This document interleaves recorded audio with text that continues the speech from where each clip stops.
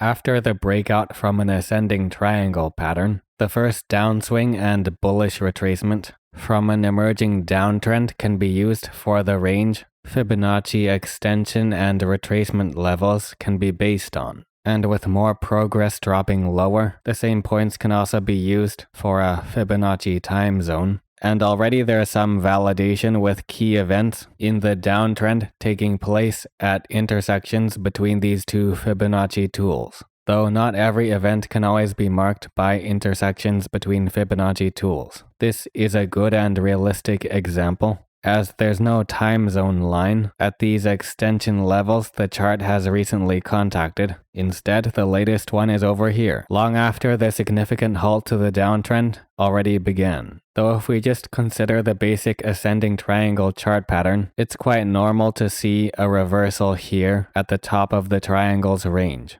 In this case, the most recent intersection marks the beginning of a bullish acceleration that's volatile and gradual, but does end up moving far above the firm support range, which is of course also in line with those first two extension levels. The next intersection gives a good heads up in advance, but even without Fibonacci tools, it would be quite clear.